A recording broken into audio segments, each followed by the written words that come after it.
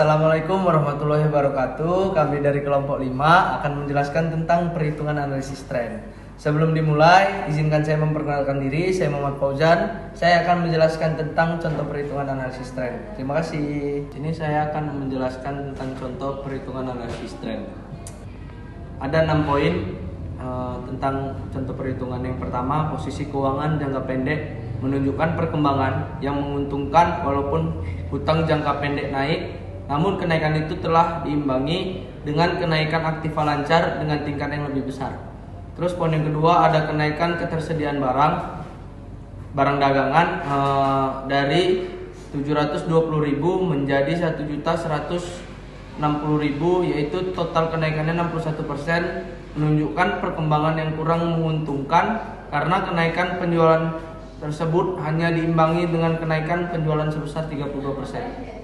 Poin yang ketiga, dalam jangka waktu 5 tahun perusahaan tidak melakukan pengeluaran investasi. Hal ini terbukti adanya pertambahan aktiva tetap yang sangat kecil selama 5 tahun, yaitu dari 3.780.000 menjadi 3.910.000, naik sebesar 3%. Yang keempat, dari faktor solvabilitas dapat ditinjau dari penurunan hutang dari 920.000 menjadi 860.000, ada 7% diimbangi dengan kenaikan modal sendiri dari 4.770.000 menjadi 5.420.000, yaitu kenaikannya totalnya 14%. Yang 5, ditinjau dari faktor rentabilitas menunjukkan bahwa perusahaan semakin rendable karena kenaikan laba operasi dari 330.000 menjadi 600.000, naik hingga 82%, sedangkan aktiva tetap hanya naik 3%. Mungkin itu saja yang bisa saya kasih contoh dalam perhitungan perusahaan tentang analisis tren. Terima kasih. Annyeonghaseyo, je sagelel hagasenida, je Ireman Putri Iswanti Imnida, je saben sege mojus inji de hanjal yoa, palan je saben sege daihe salmyongde legesenida. Kamsamida. Analisis tren merupakan teknik analisis untuk mengetahui tendensi keadaan keuangan apakah menunjukkan perubahan naik atau mengalami penurunan. Menurut Mariyati, tahun 2010 menyatakan tren itu adalah suatu gerakan atau kecenderungan naik atau turun dalam jangka panjang yang diperoleh dari rata-rata perubahan dari waktu ke waktu. Nah, rata-rata perubahan tersebut bisa bertambah dan juga bisa berkurang. Jika rata-rata perubahan tersebut bertambah disebut dengan tren positif, dan sebaliknya, jika rata-rata perubahan berkurang disebut dengan tren negatif. Nah, selanjutnya itu garis tren pada dasarnya itu merupakan garis regresi dan variabel bebas yang merupakan variabel waktu. Nah, tren garis lurus ini adalah suatu tren yang diramalkan naik atau turun secara garis lurus. Nah, variabel waktu sebagai variabel bebas juga dapat menggunakan waktu tahunan, semesteran, bulanan, ataupun mingguan. Tren ini menunjukkan perubahan nilai suatu variabel yang relatif stabil dengan perubahan populasi, perubahan harga, perubahan teknologi, dan juga peningkatan produktivitas. Menurut M. Narafin tahun 2013 mengatakan, ramalan pendapatan merupakan proses aktivitas memperkirakan produk yang akan dijual yang disewakan di masa yang akan datang karena keadaan tertentu, ataupun berdasarkan historis yang sesuatu mungkin sudah terjadi atau kemungkinan suatu kejadian yang sudah pernah dilalui di masa sebelumnya ataupun di masa lampau. Ramalan forecasting adalah proses aktivitas meramalkan suatu kejadian yang mungkin terjadi di masa yang akan datang dengan teknik mengkaji data yang ada. Nah, pendapatan artinya hasil proses memberikan jasa pelayanan servis manfaat yang dapat digunakan oleh orang lain. Dan ramalan pendapatan ini berarti perolehan modal atau ekuitas perusahaan yang diperoleh dari aktivitas bisnis yang dilakukan pada waktu tertentu. Nah, ramalan ini juga merupakan faktor penting dalam perencanaan perusahaan karena ramalan ini pendapatan akan menentukan kepemilikan modal, anggaran laba rugi, anggaran atas posisi, dan keuangan. Nah, dari pernyataan di atas dapat disebutkan rumus dari analisa tren adalah sebagai berikut. Baiklah, untuk materi selanjutnya adalah tentang manfaat dari perhitungan analisis tren ini. Nah, ada beberapa manfaat yang didapatkan. Di sini ada disebutkan beberapa penerima manfaat dari analisa tren ini, yaitu Perhitungan analisa tren ini bermanfaat untuk memenuhi kebutuhan yang berbeda bagi pemakai laporan keuangan. Nah, jadi ada beberapa pemakai yang membutuhkan laporan keuangan tersebut, antara lain adalah investor, pemberi pinjaman atau kreditur, dan juga manajemen. Nah, untuk investor, jadi investor ini membutuhkan informasi yang akurat mengenai aktivitas maupun posisi keuangan perusahaan, apakah pada masa mendatang dapat menghasilkan laba atau sebaliknya. Nah, sedangkan untuk pemberi pinjaman ini tertarik dengan informasi yang disediakan oleh perusahaan, khususnya keuangan, yang memungkinkan mereka untuk memutuskan apakah dana yang tertanam di dalam dapat perusahaan bayarkan kembali tepat waktu oleh perusahaan.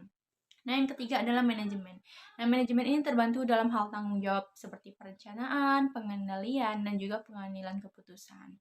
Nah, analisa tren ini bermanfaat untuk menilai situasi tren perusahaan yang telah lalu serta dapat memprediksi tren perusahaan di masa yang akan datang berdasarkan garis tren yang sudah terjadi itu. Baiklah, sekilas adalah materi yang bisa saya sampaikan. Kurang dan lebihnya saya mohon maaf. Saya kembalikan kepada pemateri selanjutnya. Terima kasih. Konnichiwa, watashi no name Hachutdaya Parmatasari desu. Toreda bunseki to toreda bunseki ni akuragakai ni setesha shumeshimasu. Saya, Cutdaya Parmatasari, akan membahas tentang perhitungan tren. Hasil perhitungan tren dapat ditunjukkan dalam bentuk presentasi atau indeks. Perhitungan tren dalam bentuk presentasi dan indeks akan saya jelaskan di bawah ini. Yang pertama ada tren dalam bentuk presentasi. Tren dalam presentasi dihitung dengan memilih tahun pertama sebagai tahun dasar perbandingan atau sebagai tahun dasarnya. Berikut menurut Jarwanto di tahun 1999. Tahun dasar menurut Yusuf di tahun 2000 adalah tahun pertama dari seluruh periode yang dianalisis. Misalnya nih, kita mengadakan analisis tren dari periode tahun 2005, 2006, 2007, 2008, dan 2009. Nah, maka tahun yang dijadikan dasar ini adalah tahun 2005. Tahun dasar diberi angka 100%, dan data-data tahun lainnya dibandingkan dengan data tahun dasar tersebut. Dalam menentukan tahun dasar, seperti dikemukakan Harhab di tahun 1999, ditentukan dengan melihat arti suatu tahun, bisa tahun pendirian, tahun perubahan, tahun reorganisasi, dan tahun bersejarah lainnya. Yang kedua ada tren dalam bentuk indeks. Di samping dalam bentuk presentasi, juga dapat dilakukan perhitungan kecenderungan dalam bentuk indeks. Menurut Yusuf di tahun 2000, pada prinsipnya adalah sama kecuali tidak dikali dengan 100%. Tahun dasar ditetapkan sebagai angka 1 dan data tahun lainnya dibandingkan dengan hasil data tahun dasar. Hasil perhitungan tren dapat ditunjukkan dalam bentuk presentasi atau indeks. Yang pertama ada menurut S. Munawir di tahun 2007, ada beberapa langkah untuk melakukan analisis tren adalah sebagai berikut. Yang pertama ada menentukan dasar. Biasanya data atau laporan keuangan dari tahun yang paling awal dalam deretan laporan keuangan yang dianalisis tersebut dianggap sebagai tahun dasar atau base year. Yang kedua, ada tiap-tiap pos yang terdapat dalam laporan keuangan yang dipilih sebagai tahun dasar diberikan angka indeks 100. Yang ketiga, menghitung angka indeks tahun-tahun lainnya dengan menggunakan angka pos laporan keuangan tahun dasar sebagai penyebut. Nah, berikut ada rumus dari analisis tren adalah sebagai berikut. Saya akan membahas tentang misleading dalam analisis tren. Analisis ini penting untuk melihat hubungan angka presentasi dalam tren dengan data absolut atau jumlah rupiah yang dipakai sebagai dasar perbandingan. Analisa dengan tren rasio akan dapat menunjukkan suatu pos itu mempunyai kecenderungan atau arah yang menurun. Kecenderungan atau arah yang menurun, meningkat, atau tetap secara menunjukkan apakah kecenderungan atau tendensi yang menguntungkan atau tidak menguntungkan. Menurut S. Munawir di tahun 2007, di dalam menggunakan teknik analisa tren, dalam presentasi ini harus diingat pula hubungan antara angka-angka dalam tren dengan data absolutnya, karena adanya beberapa kemungkinan, yaitu sebagai berikut. Yang pertama, tahun yang telah dipilih sebagai dasar mungkin tidak representatif. Yang kedua, suatu pos telah naik dari 10 rupiah menjadi 20 rupiah, dan pos yang lain dan dari 100.000 menjadi 200.000 rupiah. Nah, kedua pos ini dalam presentasi telah naik dengan 100%. Meskipun dalam hal yang pertama kenaikan itu tidak penting artinya. Yang ketiga, biasanya di dalam menganalisis suatu perubahan, maka perubahan dengan jumlah 100% mendapat perhatian yang lebih besar dibandingkan dengan perubahan yang dalam. Presentasi kecil misalnya hanya 10%, Padahal dalam beberapa hal tertentu, hal yang demikian tidaklah tepat. Yang keempat, ada tren dalam presentasi menunjukkan tendensi yang tidak menguntungkan. Padahal apabila dilihat dalam angka absolutnya, tidaklah demikian. Oleh karena itu, dalam menganalisa dan dengan menggunakan tren atau perubahan yang dinyatakan sebagai dalam presentasi, perlu pula mempelajari perubahan-perubahan yang terjadi dalam angka absolutnya atau jumlah rupiahnya serta tendensi-tendensi yang ada ataupun hubungan antara pos-pos yang ada.